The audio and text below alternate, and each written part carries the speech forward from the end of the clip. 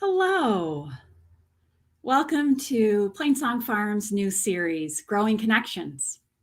Plainsong Farm is a living laboratory, nonprofit educational farm, and I'm Nuria Parrish, the executive director, coming to you today actually from the office that I have at the church that I serve, Holy Spirit Episcopal Church in Belmont.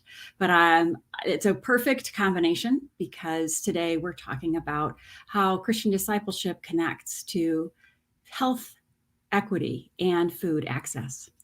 At Plainsong Farm, our mission is to cultivate connections between people, places, and God by making a place that nurtures belonging and the radical renewal of God's world. That place that we're making mostly exists on 12 acres just north of Grand Rapids, Michigan, which is where we work and farm. But there's also a place that we're making online, and we're glad that you're joining us in that today. Hopefully that extends the reach of this work beyond the people that can put their feet on the farm itself. A portion of our work is co-creating a more resilient and equitable food system. We do that work with partners that are both local and national. And our focus in that is working with Christians particularly to help us move forward in the practice of discipleship. The Growing Connections online Lunch and Learn series, which starts today, it's existing to grow the connections between Christian faith practice and health for people and for planet, and for equity and resilience in the food system. It's sponsored in part by a grant from the Episcopal Church's Becoming Beloved Community Initiative. And we're really excited to launch the series today with one of our longtime partners, the Reverend Dr. Darriel Harris, who will be joining us on screen in just a moment. But before he does, let me introduce him. Reverend Dr. Harris recently completed his Ph.D. from Johns Hopkins University, Bloomberg School of Public Health, and he is now the inaugural Cynthia and Robert S. Fellow at Johns Hopkins University Center for a Livable Future. His work there includes initiatives connected to food policy councils, racial equity in food systems, and community food systems in general. Dr. Harris is also a personal friend and a longtime partner for both me personally and for Plainsong Farm. I am so glad to welcome him today. Thank you, Darriel, for being with us, for being with our audience today, and helping us to get clearer on the connections between Christian faith practice and health for people and planet, and equity and resilience in the food system. I know this is a topic that is important to a lot of people, and I'm looking forward to hearing from you. And I'm also looking forward to engaging in dialogue with you and with our audience. So in just a moment, I'm going to drop out of this shot and Dr. Harris is going to do his presentation. And then I'll come back and we'll have some dialogue. And then we're also looking forward to integrating questions and thoughts from everybody that might be watching today. Hopefully you joined us live so that you could be part of this conversation, not just watch it. If you are watching live, feel free to put your questions or your comments in the stream on either Facebook or YouTube at any time, and know that we will get to them before the event is done. Thank you so much, Darriel, for your leadership in this area, and I'm looking forward to hearing from you.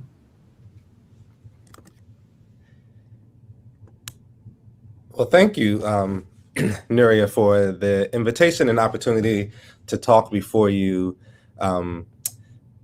It's a pleasure, and I count it a privilege.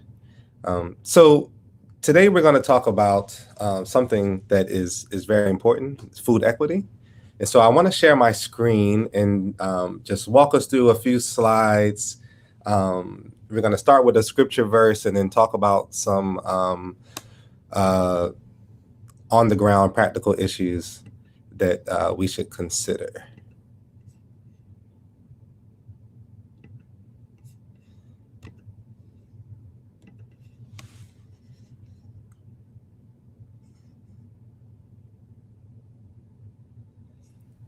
I'm popping back in here to just do a little cover commentary because we're getting the screens to work as we try to do everything we can to give you an experience that is comprehensive. So I see Darriel working hard.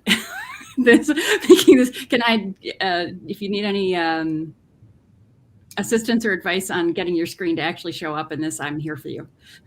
Okay. My screen is not sharing. because of a Firefox browser issue. You know, it never fails we seek this technology to work out for us because it's going to extend the connections that we can make, and then it actually turns out to prohibit those. I'm sure everybody watching has been here with us and is with us now, and I ask your patience as we figure this out. I may just, I'm tempted to go forth without it. If you want to send it to me on email, I also might be able to get it up here for you. Fantastic. That's a wonderful, wonderful idea. So I will do that.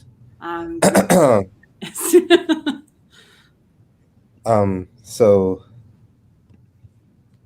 I do apologize.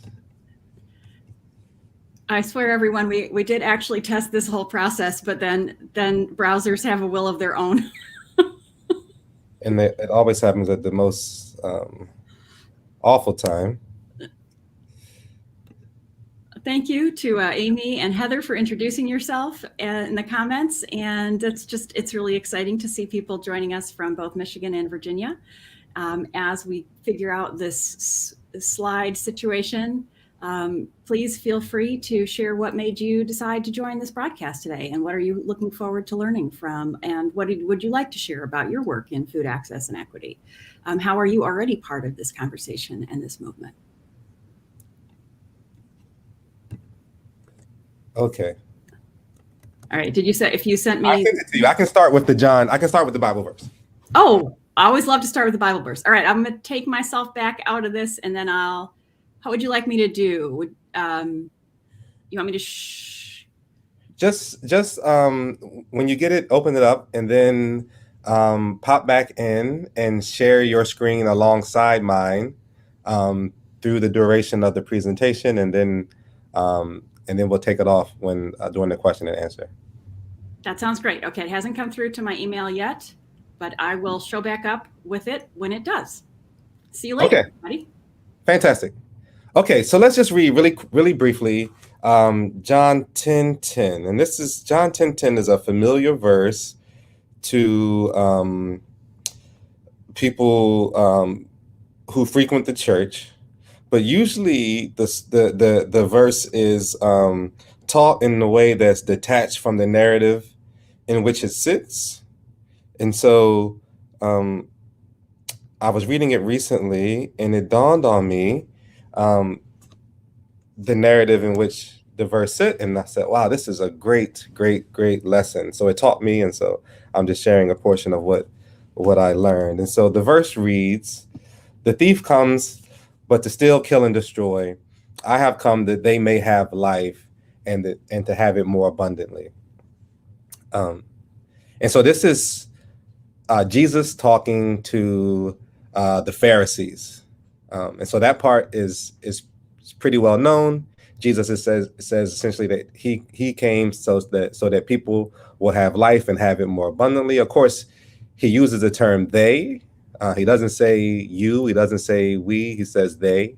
So he's speaking to somebody outside of the group that he's speaking about somebody outside of the group that he's speaking to. And so he's speaking to the Pharisees. And so when does Jesus say this? See, Jesus says these words after Jesus encounters a man who was born blind. And so you have to read John chapter 9 to get the fullness of the story. But essentially what happens is that there is a man who was born blind. Jesus is on his way out of the treasury of the temple. He walks out after doing some teaching and having some strong words with the people there. And there's a man who's born blind, who usually begs on the side of the road, and Jesus encounters this man, and the disciples ask him, well, who sinned? Who sinned? Whose fault is it that this man is born blind? Is it the fault of the parents, or is it the fault of the man himself? Now, the man was born blind, right? He was blind before he did anything. And so Jesus says it was neither the man nor the parents' fault. So you could take us to the second slide, the John verse. And so Jesus, Jesus essentially heals the man. And then after Jesus heals the man, people see the man and people say, well, isn't that the guy who was born blind and now he sees? And there's some confusion over him. And then the Pharisees catch wind of it. And when the Pharisees catch wind of it, the Pharisees are upset. They're upset. You would think they'd be happy, but they were upset. And so the Pharisees begin to question the man. And they ask him a bunch of questions about how was he able to see, and is he the one that was born blind? And the man answers his questions, and he answers them straightforward. He tells them that he was the man who was born blind. He tells them that there was somebody named Jesus who came by and enabled him to see.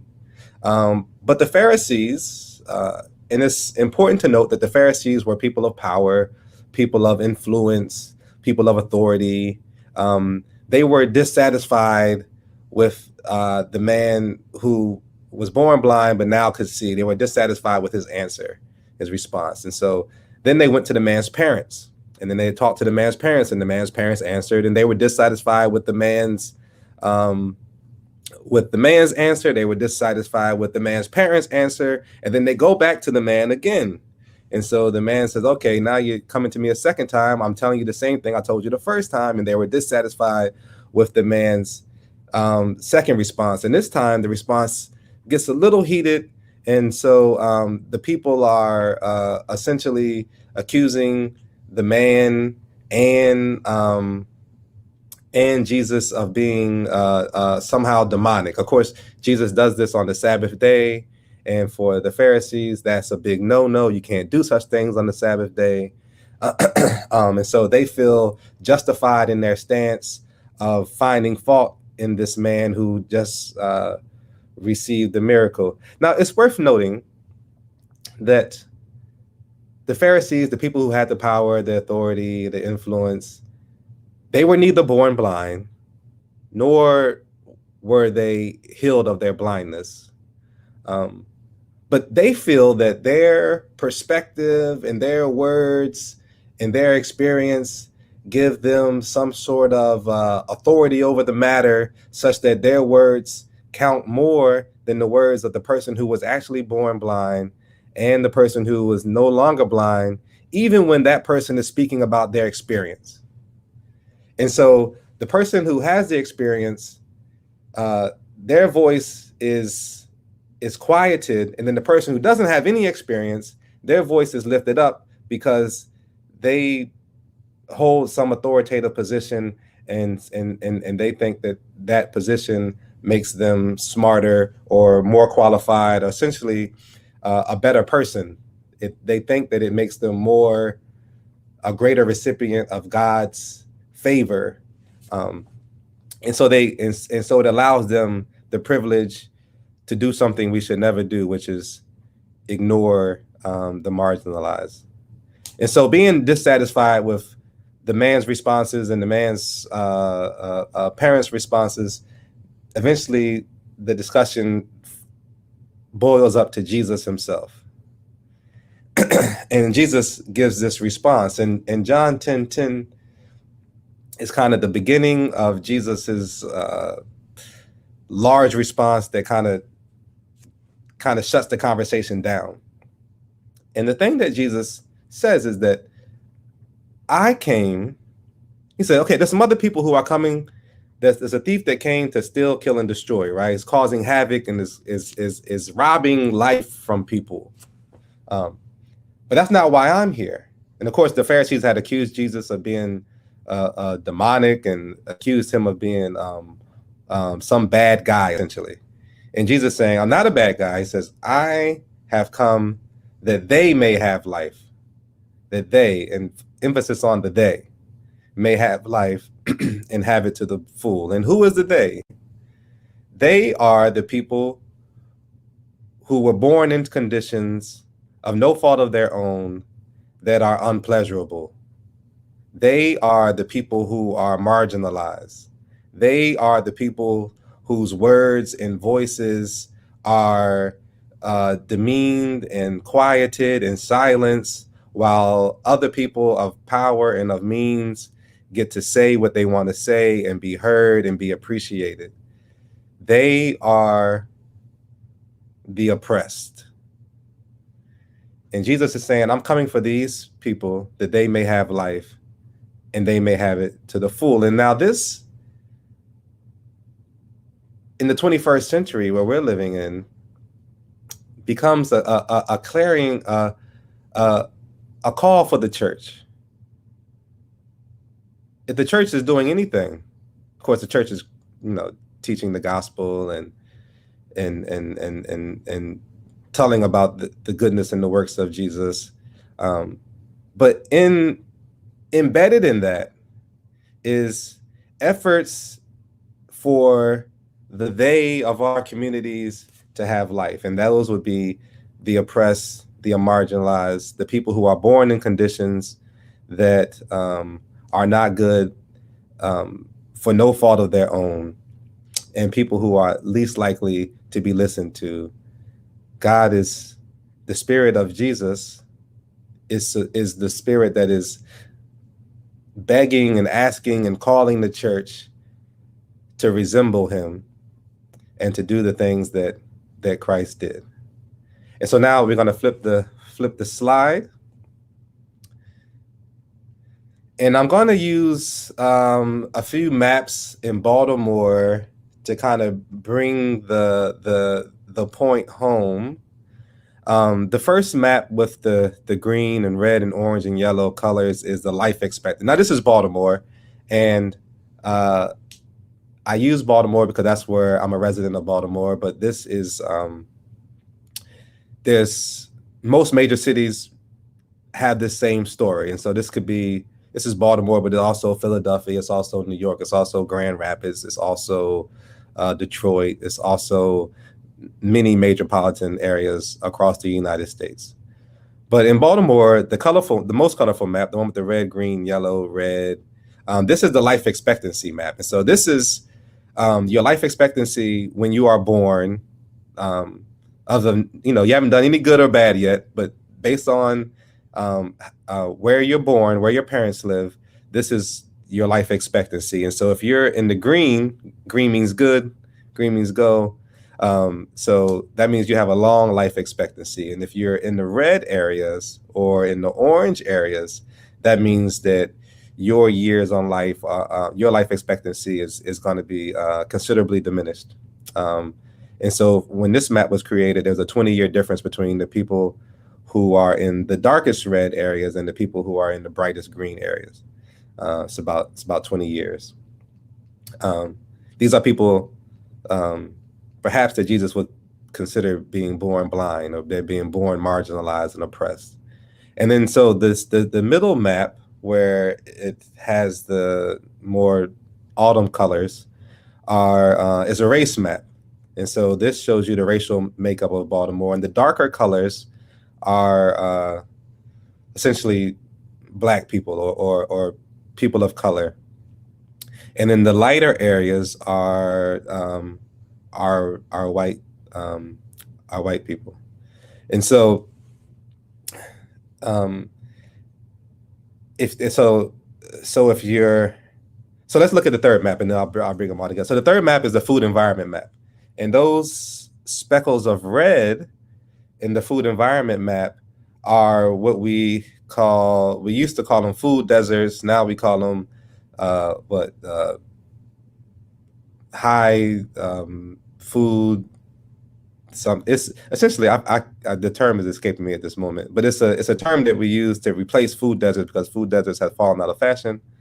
But it's a term that essentially says that the areas in red are the areas where it's very difficult to find fresh produce. And so most people in Baltimore use the term food apartheid. And so they say these are food apartheid areas. And so if you look at these three maps kind of together, then you see that the areas that have the most Black residents are also the areas that tend to be have the highest levels of food insecurity. And they also tend to be the areas that have the lowest life expectancy, to no fault of their own. And so now, as a person of the church and as a person who reads John 10:10 seriously and is trying to submit to the will of God, I feel a certain responsibility to try to do something about that. And so life expectancy is not only a factor of food, it's also a factor of many things. It's a factor of tobacco and alcohol outlet density. It's a factor of rat infestation. It's a factor of the way the sidewalks are built. It's a factor of whether or not we're going to have bike lanes in our streets. It's this factor of so many different things. But food is one tangible entree into this area, and food is largely impactful on life expectancy. And so Plainsong and many other churches around the United States and around the world, for that matter, are taking food seriously. And one of the ways in which food is beginning to be taken seriously is by looking at equity and saying, okay, well, our food landscapes are inequitable, and people in certain neighborhoods are born into an environment that food is not healthy food, at least, is not readily available. And so what can we do about that? What can we do? What can we do for people who are born into areas where food are not relatively available?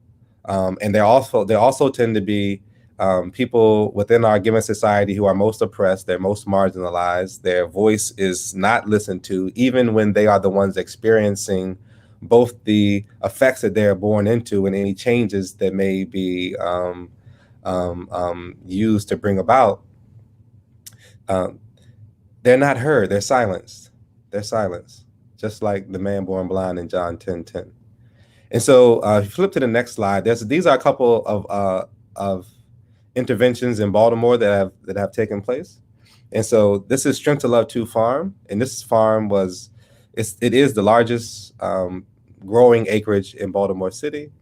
It was started by a church, Newborn Community of Faith Church, in partnership with Intersection of Change. Shameless plug, it also happens to be the church that I pastor, although I did not start this farm. This farm started before my tenure at the church.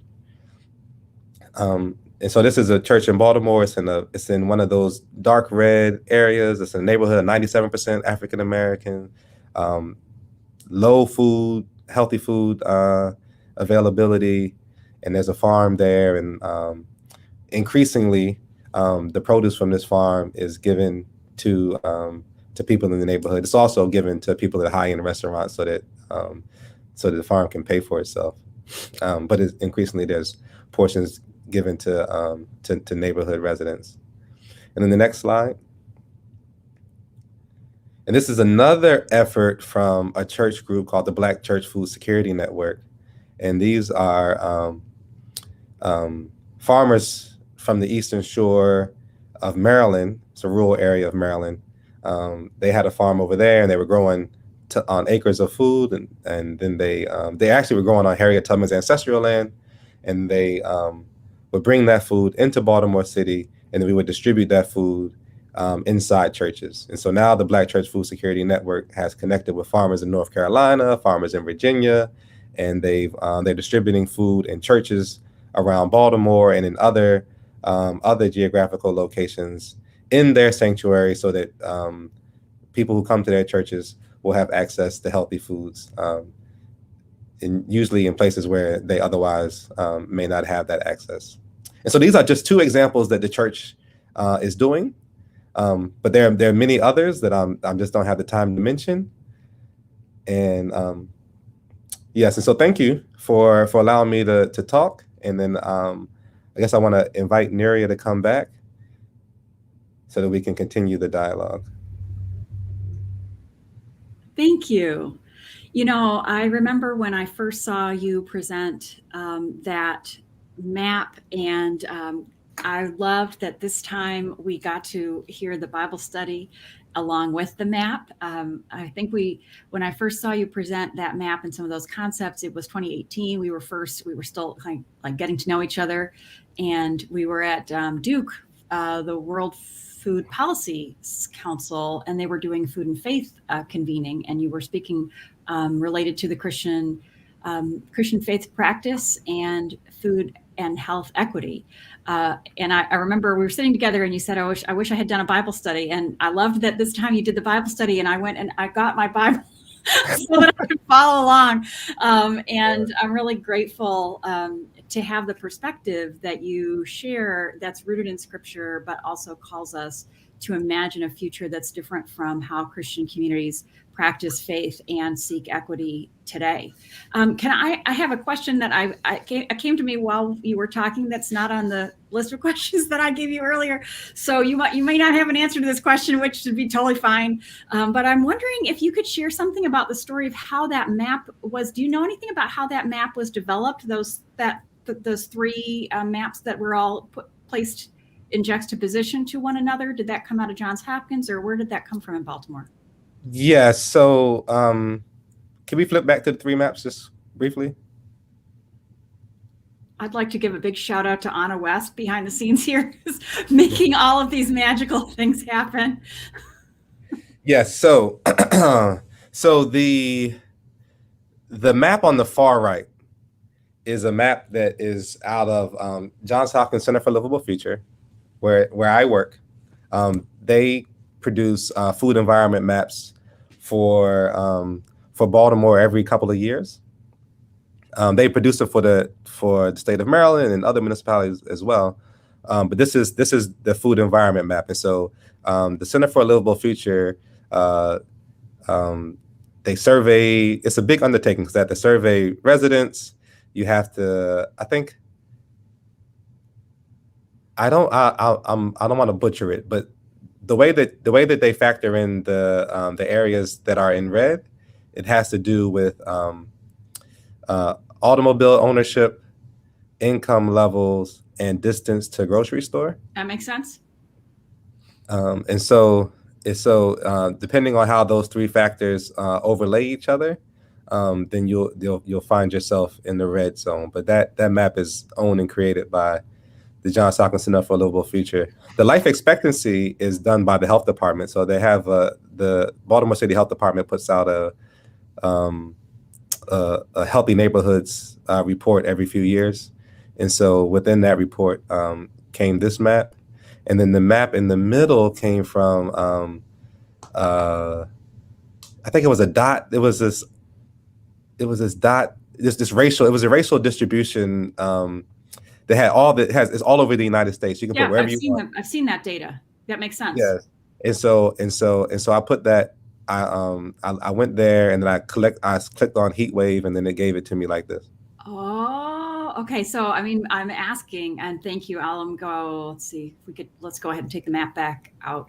I'm asking because we're inviting you to kick off this series in part so we can kind of get that, we at Plainsong Farm with our local work can get the perspective of Baltimore and some of the really great work that has happened there, in part due to the Center for Livable Futures, and some of those maps and the work that has already been developed in Baltimore that you have baselines that you can start to measure against. It's still in multiple different places here in Grand Rapids. And so just hearing like how that got pulled together, and maybe that you are the person that pulled together, is a good learning moment for me. So one of the things that I'm aware of is that so often faith communities get stuck in like, here's how we've always done food equity and food access, even though some of our always is as recent as 1980, when food banks and food pantries started to become a normative way that Christian communities tried to live into the teachings of Jesus, particularly Matthew 25. So we thought, oh, Jesus says, I was hungry, you gave me something to eat. So these people are hungry, so we need to give them something to eat. So we need to start a food pantry. And one of the things I appreciate about you is that your bigger vision of what our call is as disciples is not as, it doesn't end there. That's a portion of it.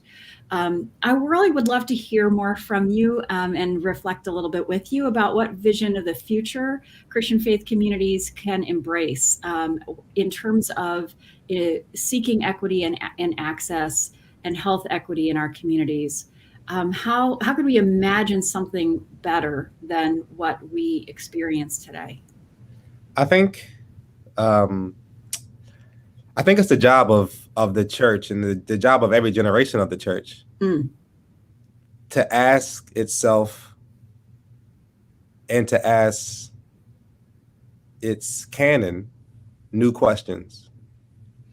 And so you have to say, okay, great. Mom and dad said if they're hungry, we should feed them. And so mom and dad started a soup kitchen, and that is wonderful, and that's great, and they should be applauded for it. But now we have 30, 40 years of soup kitchen data. We understand more nuances of the problem. And so should I continue doing what mom and dad did, or should I continue the program that mom and dad started, or should I do what mom and dad actually did, which was say, what is the problem around me? How do I resolve the problem around me?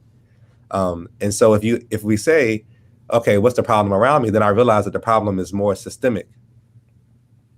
And so now the resolution is, well, how do I address these systemic problems? And that's the same thing you ask of the canon. No, I say canon, I'm speaking of scripture, I'm speaking of church history, and you can ask it those new questions, and you'll be surprised at the answers that you get. Well, and I think we saw that even in your reflection today. And my little notes here are around the construction of authority and who is in charge and who deems themselves to be in charge, whether they're actually I don't know how to, like, is that authority that they're aggregating to themselves for their own benefit? Or is that authority that is actually authentic to reality? And I loved your reflection on that. Yeah. And one of the things that I didn't say, but is in chapter 9 of John, is that the Pharisees say, well, we're the children of Abraham. And so because we're the children of Abraham, then we know what's best. And then, Jesus kind of responded and said, well, if you really were the children of Abraham, then you would do like Abraham did, and you would believe, the words of the Father. And I'm presenting you the words of the Father. And so in our United States, we all have Americans have their birthright. And so the birthright of many Americans, they feel like, well, I'm American, so therefore I deserve certain privileges. I deserve certain standards of living. They deserve certain things just because they feel like they're American, or they're born and like their parents were something. And then, or I dare to be bold enough to say because they're European. Yeah, I think that was where we needed to go there. Okay, yeah. So I would say some people feel like because they're European that they are like owed a certain amount of privilege. And if you're not European, then that privilege is yours to negotiate if you're savvy enough. On the terms that have been set by those who've been descended by Europeans.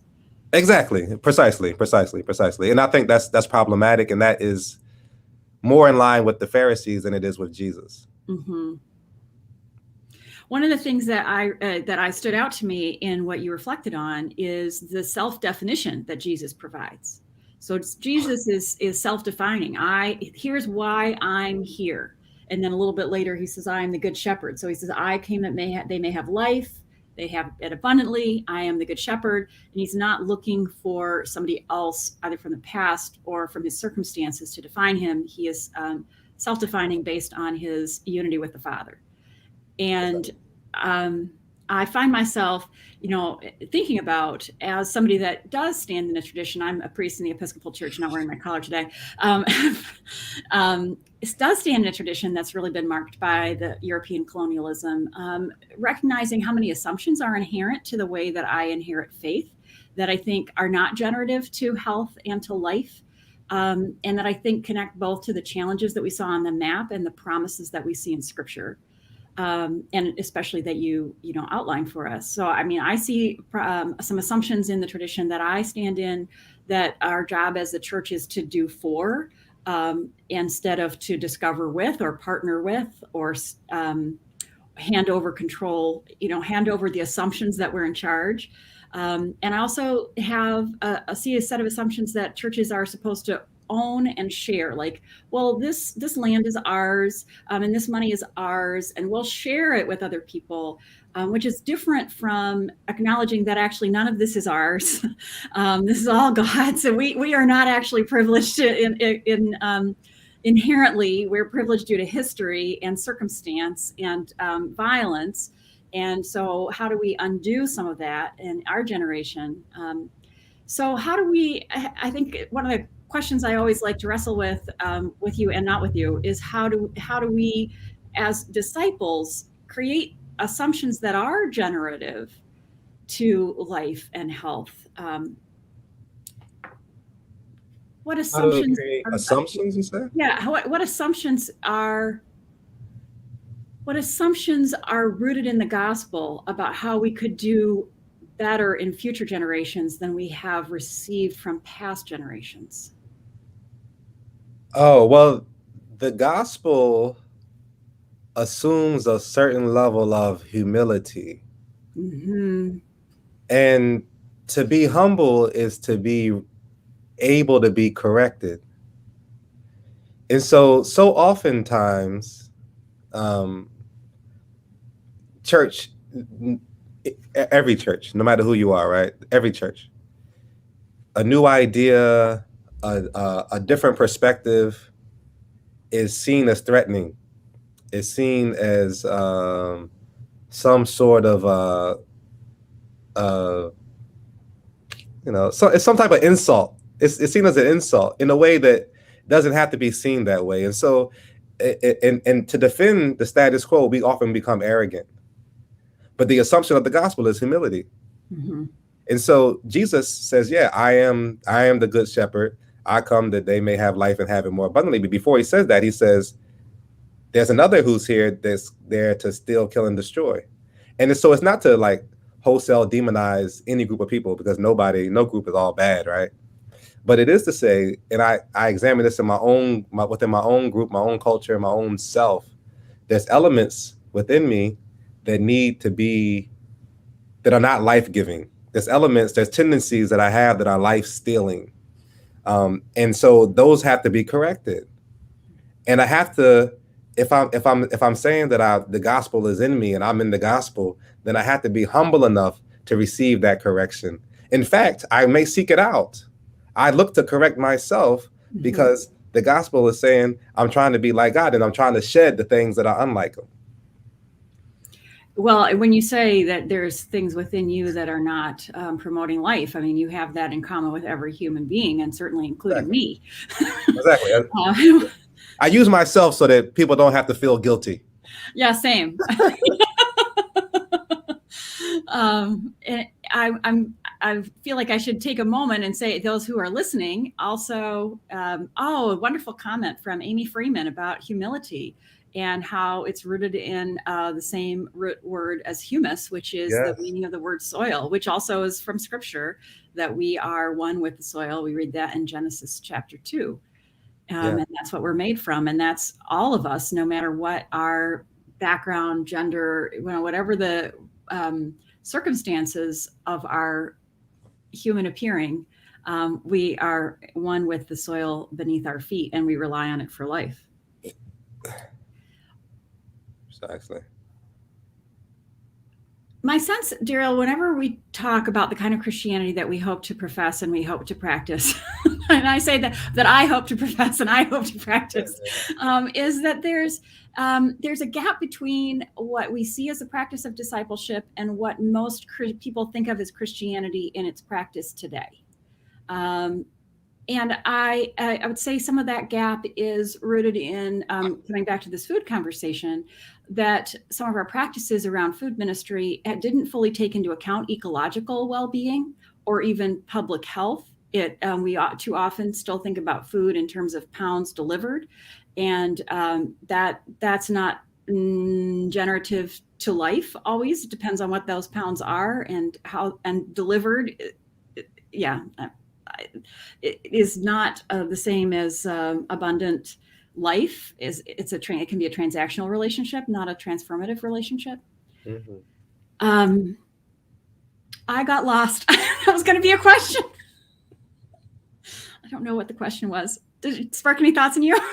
Well, it was something about ecology and can the church do a better job with ecology? I was thinking, or yeah, what resources do you feel like are missing? How could churches close the gap between a vision of ministry that is transformative, equitable, where Europeans are able to let go of some of the disturbing assumptions that we carry, non-generative, violent, colonialist, all of those words. What do you think is missing for churches today to live into a more generative version of Christian discipleship? I think there's two things.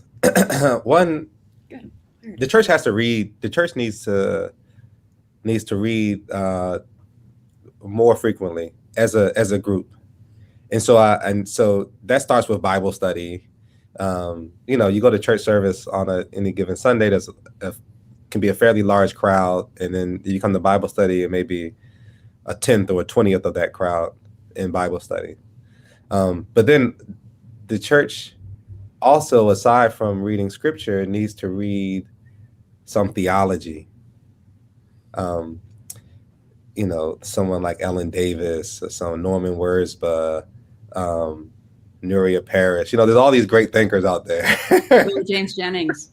yeah, Willie James Jennings, right? There's or Carter, and there's all these great thinkers out there who have done the hard work of theology and have created some material and put it in written form so that the church can read it and can grow from it. But I think it's not often enough. The church is not reading it. Maybe a couple pastors read it, a couple bishops read it, but it's not being read by the church at large. And so the church at large doesn't grow beyond what they're able to put their hands on. And so we're missing a lot of great ideas. Because that is food for the soul, and it's food for the mind when we do that discipleship work. Yeah, and we say, we're transformed by the renewing of our minds. And so oftentimes, we go to church to have our minds confirmed, but not really renewed. And so it's not until you start asking new questions, reading new books that share new perspective, not necessarily like, there's lots out there that say things that may be too radical for any given church. But then there's lots out there that is consistent with the core values of orthodoxy that are allowing us to look at our issues in new ways. And it's important. And we don't read it, we're missing out. That is so true. And it is, we come to Christ to be transformed and then to bear the light of Christ into the world, including in our food ministries. So it's time we want to make sure we include people's questions. And we have a wonderful question from Jackie Brayman, who is involved in food ministry here in Grand Rapids. So she writes, in talking with the underserved in our neighborhood, they've asked that we include suggestions and instructions about health in local church bulletins. So faith-based health messaging, which is what you did your Ph.D. in. They may not have access to technology, but have stated they can learn bits and pieces in print at church. What kind of messages have you found effective in terms of content, frequency, and dose? I swear I did not pay Jackie to ask this question. She totally got exactly what you do. So Jackie, this is the kind of person I want to talk to. Yeah. So at my church, we do health tip of the week. And the health tip of the week is no more than 3 sentences, maybe 4 if it's really something interesting. But it's just a few sentences that talks about health in some way. And it, get your COVID-19 vaccine, eat fruits and vegetables, wash your hands with soap frequently, really basic things. If you don't eat, eating processed meats will take away from life expectancy by so many years. These types of really short messages that are not really attacking anybody, but it's just putting it out there and people can read it, and we announce it every it's read out loud every Sunday. So if you don't get it's in the bulletin, but if you don't read it, then you're still gonna hear it. And believe it or not, like these things can curb some of the church meals, right? And so you talk about all these you have health messages every week, and then now you're gonna have a church event, and then everyone's like, well, do I bring the sausage, or do I get something else? And so she said, do you relate these messages to faith-based content? So I did my dissertation on this. Yes. So the answer in the short is yes. In my church on Sundays, I just get the information out there. I don't really tie it strongly to faith. But I'm working on some material, and there's a bunch of theologians that I've already written that help merge the faith and the health messages together. And so I don't know, in a year or so, there should be a nice book out that I'm writing, and maybe you can find it. But I'm also trying to figure out a way to do the short quibs, the short, 4 sentences or less quibs that have some sort of scripture reference along with it. And so when I produce it, I'll let you know. But I think it can be done, and you can, but you don't have to wait for me, right? You can think of it yourself, right? Just do the best you can. Don't have to be perfect. You know your people, so just give the health message and brainstorm a scripture that's fitting, and then you can use that, and then you can share that with me once you create it. That's a really beautiful suggestion, and what I remember when we first met. You telling me about your work in South Sudan and creating health messaging around malaria nets, and tying that to how Mary took care of baby Jesus, and Mary took care of baby Jesus by wrapping him in swaddling clothes. And so if you, of course, would want to take care of your baby as well as Mary took care of baby Jesus, so you should make sure your baby has a malaria net. I mean, I am not somebody that has ever actually physically needed to put a malaria net around my child, but I remember that story because it was tied to a story. It was a very effective health message. And I think that's what Jackie, I hear that kind of behind some of Jackie's questions is, how do we create that narrative in the context of the United States of America, and tie the stories that are so powerful, that have shaped people's hearts and souls for generations, when we know that Christ is here, Christ has come for health for all creation. So how do we tie that to our daily lives and practice and our growth as disciples? It's a lifetime journey. It's a lifetime journey. And I will say, I wrote that manual for South Sudan. I wrote one for the U.S. context around cardiovascular disease. And so I have that, and I can share it with you, Jacqueline. You do? Where would we find that, Darriel? You know what? That's a good question. It's certainly on my laptop, but I'm not sure. It's online somewhere. But I have to search to see where it is. All right. So we will look. If you would look for that, we would promise to post that in the comments of this live. If you share that with us at Plainsong, and maybe even promote it a little bit more widely, if that would be acceptable. This is the challenge that I have discovered, is when you embrace humility as a lifestyle, nobody knows about your work. So thank you, Anna. Anna's also promising to post this when we find it, so we will look for that. So I'll speak for myself. I have a family history of heart disease, and I would absolutely love to have scripture-inspired work that helps me to be motivated to move 30 minutes a day like I'm supposed to, because instead I enjoy talking to people about public health. So this is my confession of my own needs for growth and learning. So I want to make sure I make another invitation to everybody who is watching live. If there are any other questions that you have for Dr. Harris while he's here with us, I hope that you will put them in the comments. We don't want to let this opportunity go by. And I don't want you to have this opportunity go by. Jackie's sharing, she writes there's a little article monthly called It's God's Body, and asking parishioners to share their path for health. And I think I remember this because I used to serve the church that Jackie worships at. I was their associate for a while, and I remember this emphasis coming to the congregation. I think during the time that I was there, I had absolutely nothing to do with it. It just influenced me, and I appreciated it. Darriel, you look like you are looking for this cardiovascular health thing right now. I am, and I was hoping to post it. I can't find it, but I can share it with you, and then maybe you can send it out to the people who signed on. Absolutely. Yeah, we can do that with the folks that registered. If it's publicly available, we can also post a link to it.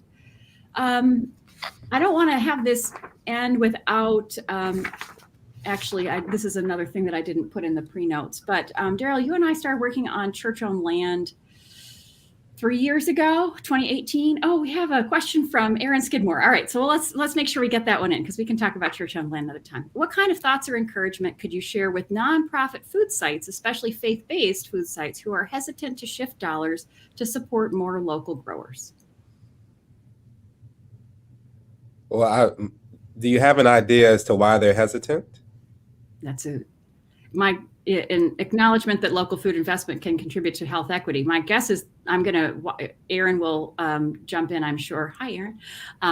But my guess is that it's budget related. It's cheaper it's 16 cents a pound for food that goes through the major food bank in the area, and vegetables that come from local growers can't be 16 cents a pound, because then local growers don't stay in business.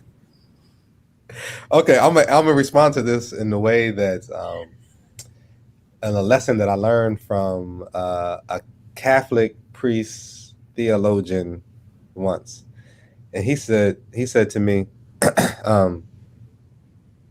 when Martha takes that oil from that alabaster jar and wipes Jesus's feet, and Judas stood up and he didn't stand up, but Judas replied, that's a whole year's wages. We could have taken that and given it to the poor. He was concerned about the cost of it. And so the priest reminded me that ministry is expensive. Mm-hmm. And to love our neighbor like ourselves, to treat our neighbors, there used to be a slogan that said, kind of like treat your neighbor like Christ or whatever. And so if you're going to do that, it's going to be, it may cost more than what you think it is worth. Right. And so we're not making decisions, and economics is a part of the equation, obviously, but we're not making decisions solely based on economics. We're making decisions saying what would be best. And economics is a portion of that. And so if it's best to buy local food, then groups should be encouraged to do that, because it does slow climate change. It does promote the local food growers and increase equity, perhaps, depending on where you buy it from. But it has a ton of benefits. It has a ton of benefits for the local economy. And so those need to be raised up as to why people should use those local food. And food tastes better when it's local. If not to the taste buds, certainly to the mind. If you say, "Oh, they grew this up the street," or "They grew this across town," it automatically tastes better. I've noticed this also. Automatically. And that's one of the reasons at Plainsong we're moving to a model where we distribute our food locally through partners to enable access and equity, because so often it is the people that have a disposable income that get to have that great feeling about, I'm eating local food, I know where this food came from. And we think it's important for everybody to be able to have that great feeling. Yeah.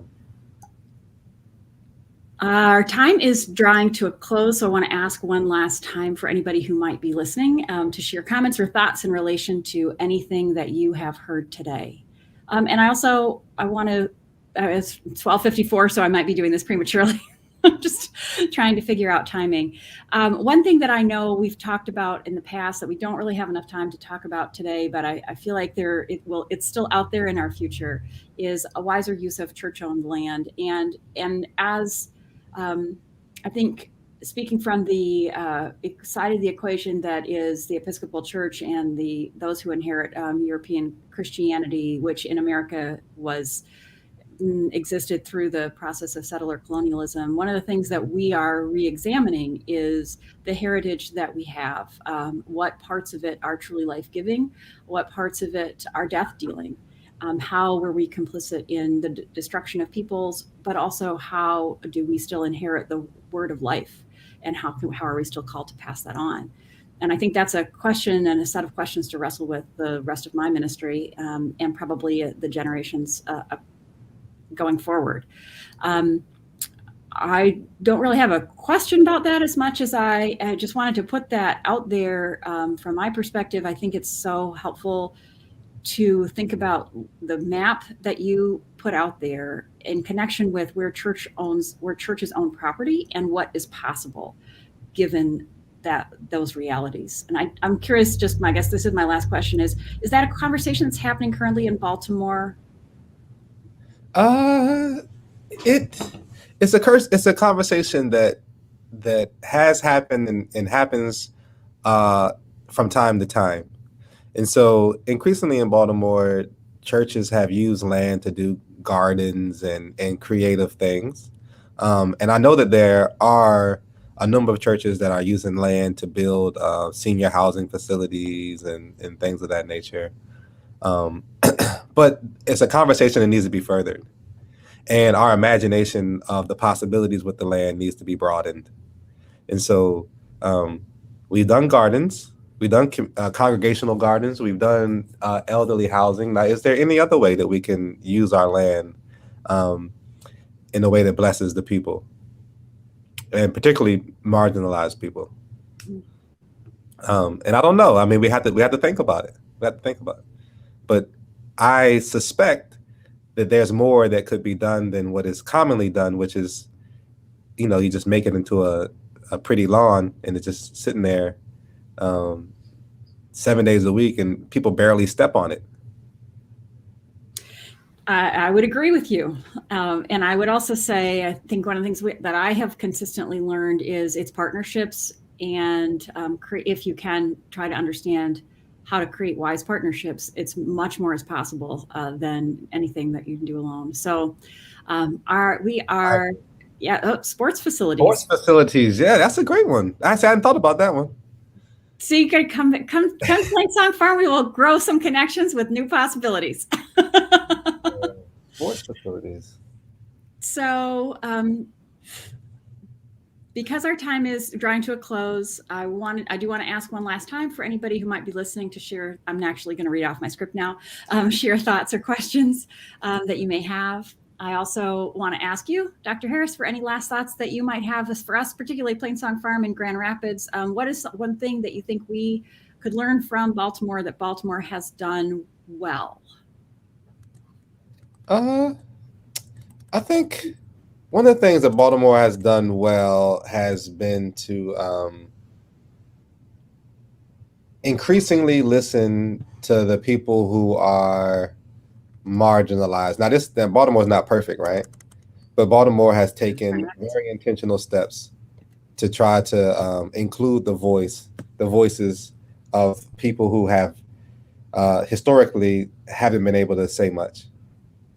And so that's what I would encourage Plainsong or Michigan to do in general, is just listen, spend the time and be intentional to listen to what marginalized folks have to say and invite them to the table, foster the relationship, and step out your comfort zone and listen. Those are words of wisdom. Thank you. You're welcome. Thanks for having me. Thanks for being here. So before we go, I want to invite everybody to the next event in the Growing Connections series. It's going to take place on Monday, December 13th at 12:30 on the same channel you're watching right now. And we're going from the big picture to the practical details, and we're going to focus the spotlight on the farm's relationship with one of our newest partners, which is the Community Food Club here in Grand Rapids. And I am not familiar with this model from elsewhere. It's a nonprofit membership-based grocery store with the mission to provide an innovative and dignified approach to food security, rooted in consumer choice, member participation, and access to healthy foods. And they have a membership model that includes listening to their members for what their preferences are. And this model may or may not be available to you, but if you'd like to learn more about how it works here, join me and their executive director, AJ Fossil, for a virtual tour and conversation a month from now. So thank you again for joining us today. Thanks for being part of the Growing Connections series with Plainsong Farm. Thanks for listening to Dr. Harris. And thanks also to the sponsors of this series, the Becoming Beloved Community Initiative from the Episcopal Church. To keep work like this growing, it is my job to invite you to become a supporting member of Plainsong Farm. You can do that using the link at our website, plainsongfarm.com. This live broadcast will be recorded. It's available. It is recorded. It was recorded, so it'll be available on the platform that you watched it if you'd like to share it with others who are seeking God's way forward for all creation. Thank you for being with us today, and see you again soon.